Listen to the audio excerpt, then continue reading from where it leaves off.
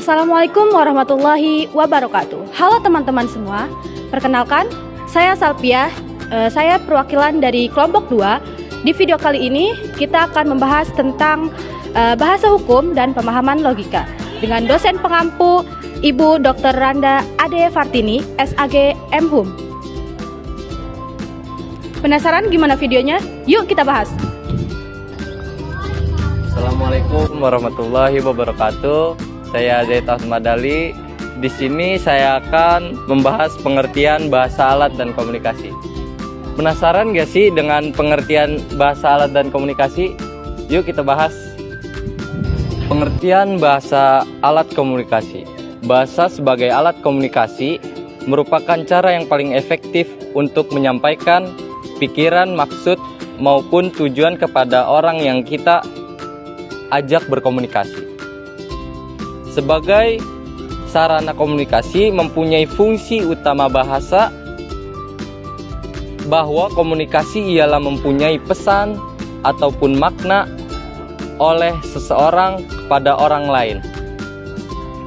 Fungsi bahasa sebagai alat komunikasi manusia mencakup 5 fungsi dasar, yaitu fungsi ekspresi, fungsi informasi, fungsi eksplorasi, fungsi persuasi, dan fungsi entertainment. Manusia memiliki ran kehidupan yang sangat luas, sehingga tidak jarang jika kita membicarakan fungsi kehidupan yang sangat luas. Sehingga tidak jarang jika kita membicarakan fungsi bahasa, juga sangat banyak tergantung situasi dan tempat bahasa itu digunakan. Ada juga pengertian bahasa hukum. Bahasa hukum adalah topik interdisiplin antara ilmu hukum dan ilmu bahasa, atau bisa disebut juga linguistik. Berdasarkan kajian ilmu bahasa, bahasa hukum adalah kajian dari objek studi linguistik, terapan terutama sosiolinguistik. Berdasarkan ilmu hukum, bahasa hukum adalah objek studi sosio-legal yang bisa dikenal dengan kalangan yuris Indonesia sebagai ilmu kenyataan hukum di masyarakat. Kajian linguistik tentang bahasa hukum sebagai interdisiplin biasanya dikenal dengan nama tersendiri, yaitu linguistik. Studi dalam linguistik hukum biasanya membahas persoalan kosakata, terutama terminologi atau istilah, sintaksis atau hubungan antara kata dalam kata kalimat secara semantik atau makna kata. Saya Nia akan membahas sejarah sejak Aristoteles dan definisi logika. Sejarah logika berhubungan dengan studi perkembangan ilmu inferensi yang sahih. Logika formal berkembang pada zaman kuno di India, Tiongkok, dan Yunani.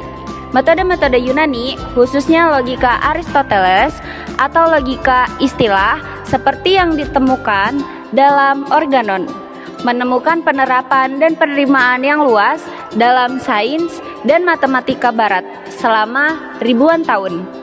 Kaum Stoa, khususnya Chrysippus, memulai pengembangan logika predikat. Logika adalah sarana untuk berpikir sistematis, valid, dan dapat dipertanggungjawabkan. Karena itu, berpikir logis adalah berpikir sesuai dengan aturan-aturan berpikir. Seperti setengah tidak boleh lebih besar daripada satu. Logis dalam bahasa sehari-hari biasa disebut dengan masuk akal. Fungsi logika yakni dapat memudahkan manusia untuk menghindari kesehatan dalam berpikir, lebih mudah saat memberikan argumen atau ulasan, dan dapat berpikir secara ilmiah. Selain itu, ada sejumlah fungsi lain dari logika. Yang pertama, dapat membantu setiap orang yang mempelajari logika untuk berpikir secara rasional, kritis, lurus, tepat, tertib, metodis, serta berpikir koheren. Yang kedua, dapat meningkatkan kemampuan berpikir secara abstrak, cermat, dan objektif. Yang ketiga, menambah kecerdasan dan meningkatkan kemampuan berpikir secara tajam. Yang terakhir, meningkatkan rasa ingin menggapai kebenaran guna menghindari kekeliruan dan kesesatan. Manfaat logika: ada sejumlah manfaat yang didapat bila kamu mempelajari logika. Yang pertama itu, menganalisis dan menguji suatu pernyataan dan pengetahuan melalui aturan-aturan yang telah dipelajari. Yang kedua itu, menjaga manusia dalam berpikir dan berargumentasi agar tidak mengembang. Yang ketiga, mengarahkan manusia untuk berpikir secara sistematis sesuai dengan logika berpikir yang benar. Yang keempat, sebagai alat dalam mempelajari setiap ilmu pengetahuan di dunia agar manusia bisa bertindak dan bersikap terhadap objek tertentu. Dan yang terakhir, itu mengendalikan dan menguasai manusia terhadap penerimaan atau penolakan sesuatu yang baru. Selanjutnya, kita akan membahas tentang kegiatan berpikir sebagai ilmu pengetahuan, di mana kita akan membahas tentang logika induksi dan logika deduksi. Apa sih logika induksi itu dan apa sih juga logika deduksi itu? Mari kita bahas. Sebuah metode berpikir yang disebut logika induktif adalah cara mengamati kejadian-kejadian spesifik untuk menghasilkan sebuah kesimpulan umum. Di dalam prosesnya, logika induksi terdapat beberapa aspek ekonomi, walaupun secara terbatas. Logika induksi juga adalah metode pemahaman yang dimulai dari aspek atau peristiwa-peristiwa tertentu untuk menemukan hukum-hukumnya.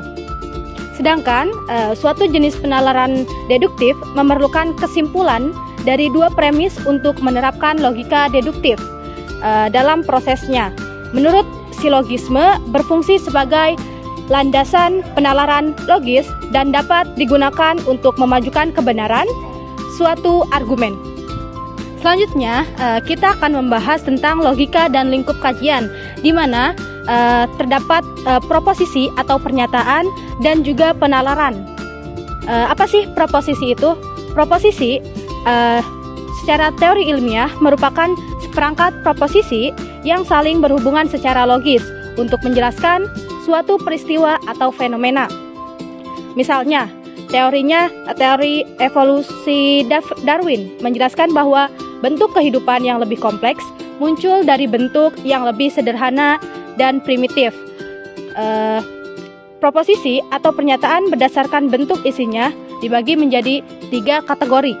Yang pertama, proposisi tunggal, proposisi kategoris, dan proposisi majemuk.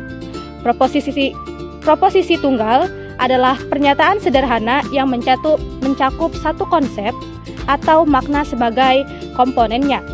Sedangkan proposisi kategoris itu mencakup hubungan antara dua konsep, subjek dan predikat. Dan proposisi majemuk mencakup hubungan antara dua bagian yang dapat dievaluasi sebagai benar atau salah. Selanjutnya kita akan bahas tentang penalaran. Penalaran merupakan proses berpikir yang menghasilkan kesimpulan berupa pengetahuan. Manusia pada dasarnya adalah makhluk yang berpikir, merasa, bersikap, dan bertindak. Di dalam penalaran mempunyai karakteristiknya. Karakteristik penalaran ada 2. Yang pertama adalah terdapat pola berpikir yang disebut logika. Dan yang kedua ada proses berpikirnya bersifat analitis. Terdapat pola berpikir yang disebut logika, setiap penalaran memiliki logikanya sendiri. Penalaran adalah proses berpikir logis, yaitu aktivitas berpikir menurut pola tertentu atau dengan kata lain menurut logika tertentu. Proses berpikirnya bersifat analitis. Penalaran adalah proses berpikir yang bergantung pada analisis, dan kerangka berpikir yang digunakan untuk analisis tersebut adalah logika penalaran yang terkait. Kenalkan, nama saya Rizal Febriansyah, NIM 2411395. Saya dari Hukum Ekonomi Syariah, Fakultas Syariah di Universitas Sultan Hasanuddin Banten. Baik, di sini saya akan menjelaskan tentang konsep konsipre. Konsep dalam logika merujuk kepada ide atau pemikiran yang dapat dijelaskan dengan jelas.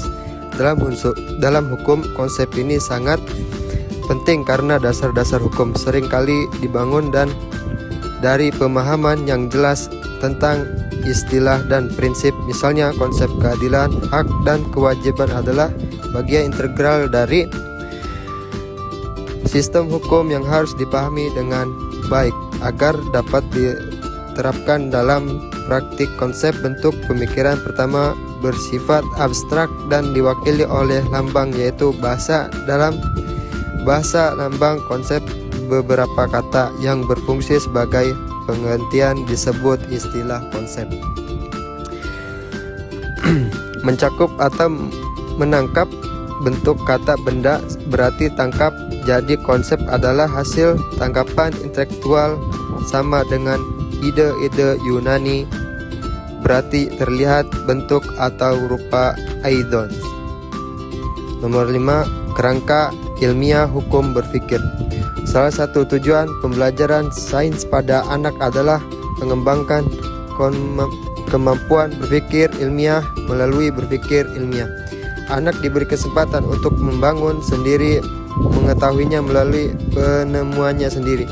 Anak diberi kesempatan untuk mengerjakan pertanyaan, melakukan investigasi sendiri, mengumpulkan data dan mencari sendiri jawaban dari pertanyaan tersebut. Dalam mengembangkan berpikir ilmiah, guru harus memposisikan anak didik sebagai pembelajaran aktif dan memberi kesempatan kepada anak untuk mengeksplorasi kemampuannya dan bereksperimen. Berpikir sinematif berhubungan dengan bentuk lain dari studi berpikir melalui psikologi, misalnya intervensi dan memecahkan masalah Goswawi yang lebih, atau berpikir sinematif berhubungan berpikir argumentatif lebih dari sekedar eksperimen. Berpikir sintetik memberikan kemampuan kepada anak didik untuk dapat berargumentasi berdasarkan pengalaman empiris yang dimilikinya. Baiklah, kesimpulan dari makalah ini yaitu bahasa sebagai alat komunikasi merupakan cara yang paling efektif untuk menyampaikan pikiran, maksud maupun tujuan kepada orang yang kita ajak berkomunikasi. Fungsi bahasa sebagai alat komunikasi manusia mencakup 5 fungsi dasar, yaitu fungsi ekspresi, fungsi informasi, fungsi eksplorasi, fungsi persuasi, dan fungsi entertainment. Sedangkan bahasa hukum adalah topik interdisiplin antara ilmu hukum dan ilmu bahasa, yaitu linguistik. Logika adalah sarana untuk berpikir sinematis, valid dan dapat dipertanggungjawabkan. Adapun kegiatan berpikir sebagai metode ilmu pengetahuan mencakup logika induktif dan logika deduktif. Logika induktif adalah cara mengamati kejadian-kejadian spesifik untuk menghasilkan sebuah kesimpulan umum. Sedangkan logika deduktif menggunakan premis atau konsep dasar yang akurat untuk membuat kesimpulan atau prediksi logis tertentu yang membantu dalam pemecahan masalah, pengambilan keputusan, dan analisis kritis. Mungkin hanya ini yang dapat saya sampaikan. Semoga materinya bermanfaat. Saya Zaid Ahmad Madali, perwakilan kelompok 2. Kurang lebihnya mohon maaf. Wassalamualaikum warahmatullahi wabarakatuh.